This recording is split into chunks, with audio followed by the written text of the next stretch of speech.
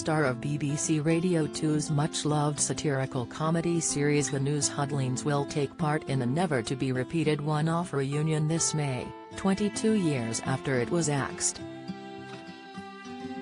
Called the Roy Huddlines, the event will raise funds to erect a statue of the late host, Roy Hudd. Gavin and Stacey TV favourite Alison Steadman, actor and comedian Chris Emmett, Olivier Award-winning comedy actress Nicola McAuliffe, and Dead Ringers star impressionist John Culshaw will take part in the 2-hour live show, which will play for one night only at the West End's Sondheim Theatre on 14th May. They will be joined by the radio show's resident band, Pete Moss and the Huddlines, and its announcer Richard Clegg. Roy's widow Debbie Hudd, who launched the statue campaign last year, told the Sunday Express, "It's going to be a couple of hours packed with laughter, supplied by the original Huddlines writers. It will have topical jokes and sketches based around all the things that Roy loved, including Crystal Palace FC, old-time variety and the music hall. Everyone is taking part for a minuscule fee, that means for nout. I'd dearly love to give Roy one last full house." Affable funny man and comedy actor Hudd, who died 3 years ago aged 83, was best known for playing Undertaker Archie Shuttleworth in the ITV soap Coronation Street, and for fronting the News Huddlines. The long-running show was controversially axed in 2001, disappointing millions of fans. It had run for an incredible 51 series, a total of 522 episodes, over more than a quarter of a century between 1975 and 2001. Terry and June and absolutely fabulous star, the late June Whitfield, was a regular cast member. Each half-hour episode consisted of topical sketch comedy, earthy humor, comic songs and one-liners. But despite being loved by millions, Hudd revealed that it had been axed because trendy BBC executives felt it was old-fashioned. He recalled being taken to lunch by a Radio 2 manager who told him, "We'd like you to be more like Jonathan Ross." Roy said, "It was the worst insult I'd ever had.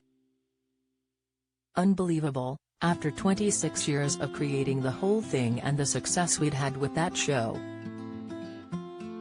He received letters from fans asking when it would be revived until he died. The News Huddlines poked good-natured fun at people in the public eye. Targets included Neil Kinnock, portrayed as a nonsense-spouting windbag. Kenneth Clark was a loudish drunk while the Queen Mother had a Cockney accent. It was recorded in front of a live audience, never using canned laughter, and its final episode was broadcast on Christmas Day 2001. Debbie Hudd, 63, recruited sculptor Sean Hedges Quinn, who created the award-winning statue of Sir Alf Ramsey, to sculpt Roy's statue.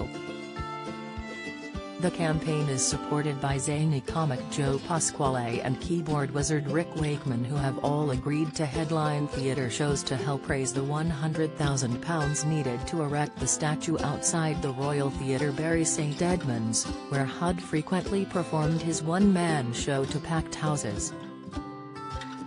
Said Debbie, "He won't be up on a pedestal, that wasn't Roy. He'll be sitting on a bench outside so he can greet the audience as they arrive and, in the interval, you can go and have a gin and tonic with him." Everyone we've asked in the cast and writing team are taking part for no fee. They have so much love for Roy. Croydon barn carpenter's son Hudd began his career as a Butlins redcoat in Clacton alongside Dave Allen and Harry Webb, better known to the world as Sir Cliff Richard. His stage performances ranged from pantomimes to Shakespeare.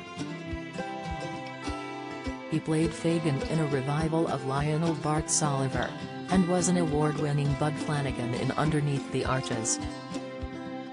Straight TV roles included Dennis Potter's Lipstick on Your Color and Karaoke, BBC Binman drama Common as Muck, and a variety of guest roles in shows ranging from Casualty to Broadchurch. But the news Huddlines was his longest-running success. It revived elements of music hall and was viewed as a vital training ground for comedy writers. The show's former radio producers, Dirk Maggs, Alan Nixon, Carol Smith and Steve Doherty, are also taking part in the West End production. A Max Miller superfan, Roy wrote 18 books on music hall and show business, amassed a collection of memorabilia, and helped raise funds to preserve and restore historic theatres. He also led the campaign to raise a statue of Miller in Brighton.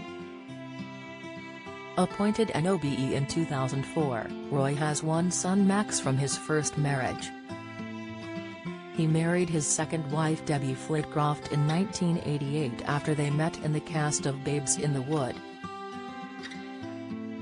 Sculptor Sean Hedges Quinn's notable statue commissions include Sir Bobby Robson in Ipswich, Captain Mannering in Thetford, Gracie Fields in Rochdale, James Herriot in North Yorkshire, and Joseph Merrick in Leicester. The Roy Huddlines one-off reunion show takes place on Sunday 14 May at the Sondheim Theatre, Shaftesbury Avenue, London.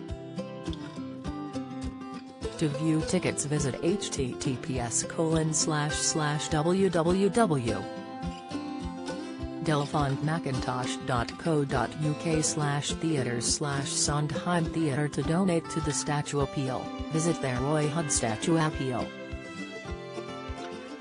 co.uk